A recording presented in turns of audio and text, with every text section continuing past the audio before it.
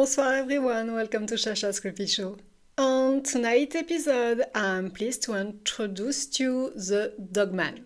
For those who don't have a clue about what it is, the Dogman is a cryptid, less known than the Bigfoot, but still there are numerous Dogman encounters reported in the USA and Canada. However, this doesn't mean that there are no encounters on the old continent. Today's topic is based on the research of Lionel Camille, one of the most knowledgeable French experts about dogmen. He even wrote a book on the subject. For context, Lionel Camille is a French author and YouTuber, mainly specialized in mysterious disappearances around the world. I highly recommend to check out this channel, which is one of my favorites. This guy is pure gold. So Lionel Camille has been contacted by French witnesses who encountered a dogman. He interviewed them in 2 videos. I will put the links for you in the description. As for me, in this video, I will summarize these 2 dogman encounters on the French soil, which is unusual. So the first witness is Mr. A. Mr. A is in his 50s, he's married and father of 2 children. He lives in the hinterland of Nice, where a lot of strange things happened, I have to say. And he works in luxury hotel industry in Monaco. He's passionate about his job. He's a healthy man. He had never been interested in esoteric or paranormal topics. So it's a Monday, January 8, 2018. That evening, Mr. A leaves his job in Monaco at 10 minutes before midnight. Winter is a very calm season in Monaco, so he's not tired. He hasn't drunk alcohol and doesn't take any medication that affects his perception. He is actually in very good shape to drive home. He drives through the countryside of the Nice hinterland on winding mountain roads. He's totally alone on the road, and around half past midnight, Mr. A takes a sharp S-shaped turn, suddenly in his headlights, about 15 meters to his left. He spots what looks like a dog, sitting by the roadside. Mr. A slows down, then stops and cuts the engine about 10 meters from the animal, waiting to see what the dog will do to avoid crushing it. To visualize the location on the left, what looks like a dog is sitting at the edge of a cliff, above which a little further on lies a cemetery. To the right, on the other side of the road, is a stone wall behind which several meters below flows a small river. So the dog is sitting, or rather crouching. Then it stands up and turns his head towards the car. The first thing Mr. A notices is that the animal is hunchbacked, still watching at the car. The creature rises to a bipedal stance, like a human. The standing figure is about 1.70 meters tall. Its back legs are extremely muscular, and the creature moves forward, precisely to the left window of the car, as if it knows perfectly that this is the spot where it can face the driver. It's at this moment that Mr. A realizes the creature is not a dog, because the creature has a wolf's head. Its arms are very long, ending in sharp claws at the fingertips. Its fur is very black and very dirty. Its jaw is powerful, blood red, with sharp fangs. The beast has a demonic appearance. It looks at Mr. A in the eyes for about 20 seconds. Its eyes are red and deep, without pupils, entirely red, just like its fangs. Aside from seeing this unknown creature, Mr. A is particularly struck by its expression. It seems to look at him with a mocking, dominating gaze. A defiant look, as if it was enjoying being seen by a human, showing that it exists, that it is real. Then suddenly the creature leaps into the middle of the road. Then it leaps again with a 3-meter jump to perch on the stone wall by the river below. Standing on the wall, the creature turns back one last time towards the driver to give him a final powerful look. It looks at the river below, then back at the driver before leaping off the wall and disappearing. It had just jumped into a deep ravine of about 18 meters in the void, and that's how the unexplained encounter ends. Mr. A said that it never felt fear during the observation because disbelief was the dominant feeling. He's not a practicing Catholic, but still he shared his story with the priest. The priest simply responded, "Good and evil exists.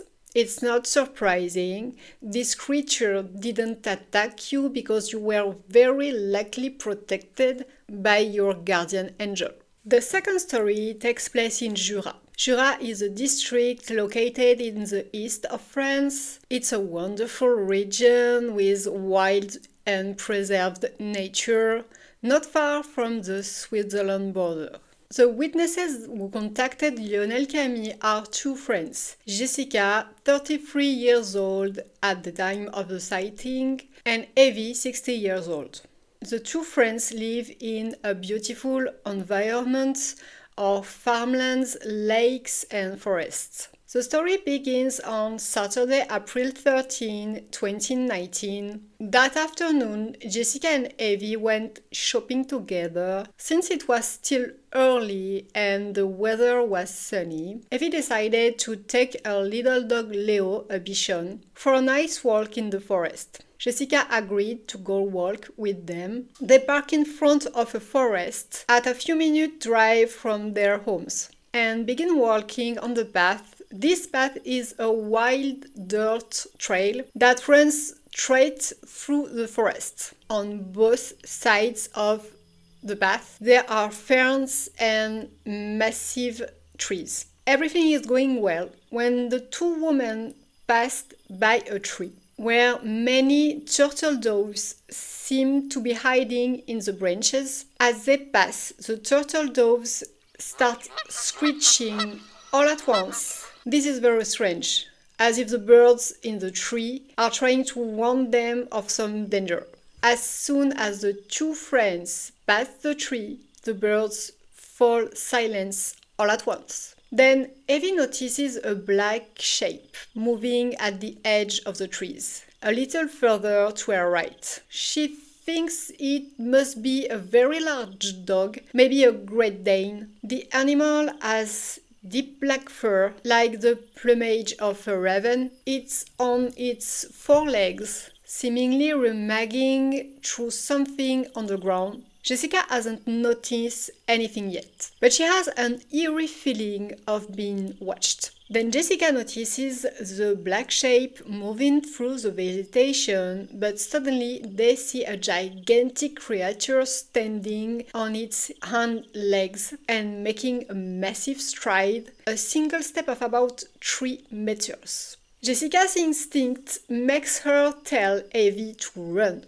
Evie obeys, turns around and begins running back towards the car. But Jessica stays behind. Her intuition tells her to not leave. She feels she needs to stay, as if she must communicate at some point with this being whose form she doesn't understand. For context, Jessica defines herself like sort of shaman. She has a very strong intuition and a spiritual link with nature and animals. Evie, while running, had strayed too far to clearly distinguish the creature. So it was Jessica who remained still on the path, who had the most accurate view of the beast. The creature, which suddenly had started running, stopped and faced Jessica. The creature had dark black fur, like darkness itself.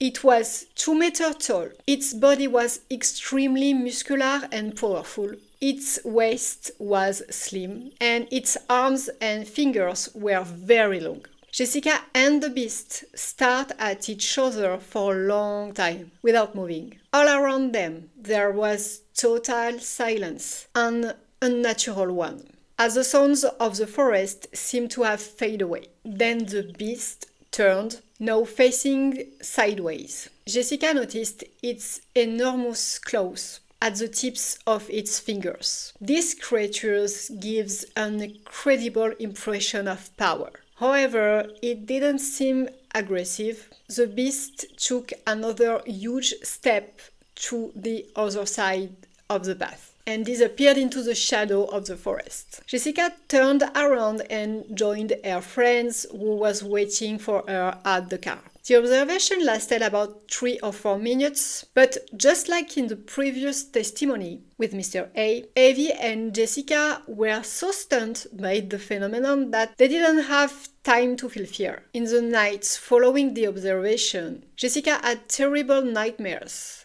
As for Evie, she spoke about it to people around her. She learned that 2 weeks later, a family was walking in the forest when the children suddenly became scared for no apparent reason. While the mother was turning back with the children to return to the car, the father reportedly saw the same creature in the forest.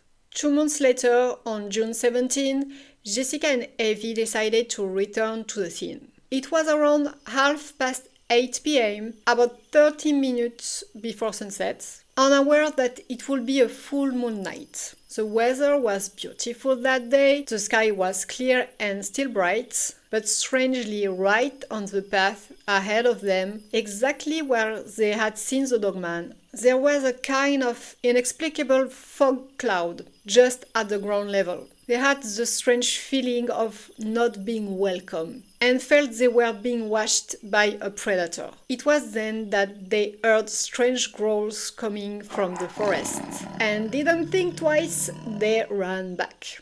A year later, Lionel Camille, fascinated by the dogman subject, decided to investigate this particular case.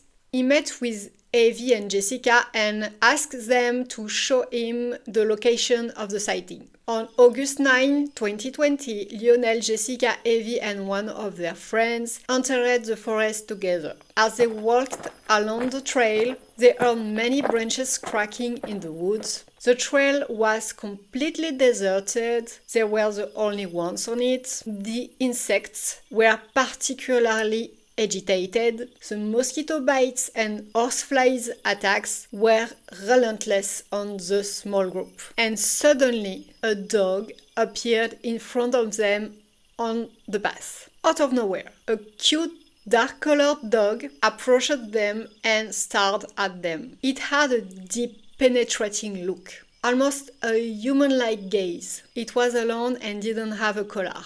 They all felt that the dog was very strange. You can check in the links below to see the actual dog in question. I know dogs well. I love them all. And it's true that it had a very particular look. Then it continued on its way as if it was urging them to follow him, to not stay in the forest any longer, as if the dog has been sent to escort them out of the forest. And the 4 humans obeyed the dog and allowed themselves to be guided out of the forest. The following days, Lionel Camille interviewed the local police and hunting organizations, but received no valid answers or leads regarding this particular encounter. Now let's briefly talk about the theories concerning the dogman. It cannot be a terrestrial creature. It's neither a human nor a dog nor a wolf nor all those three combined. Because if it were a terrestrial creature, in the strict sense, we would have proof. Meaning we would find bones and corpses of these strange animals. But as far as we know, there are no dogman corpses than there are Bigfoot ones. Plus, among the many testimonies from all around the world, it's strange that these creatures, which seem so powerful and threatening, don't attack either humans or even animals. The testimony reporting having seen dogmen devour something have so far always explained that they saw these creatures eating a dead animal or a stockpile of meat. These creatures don't attack living beings. Many people involved in the paranormal in France and interested in the dogman case seem to agree on a theory that makes sense. Dogmen should be multi-dimensional beings. They pass through portals in nature, as they always appear in nature, but not belonging to our plane. They are unable to attack living beings because they are not on the same dimension. So they can't hurt us, and they do not die in our dimension either, which explains the absence of corpses. And this theory will be more or less the same for Bigfoot. I hope you enjoyed this topic. Personally, I love it, and I'm glad to have shared it with you. The day I come across more French testimonies, I'll make another video on the subject. In the meantime, be careful when walking in the woods. I'll see you soon. Bye.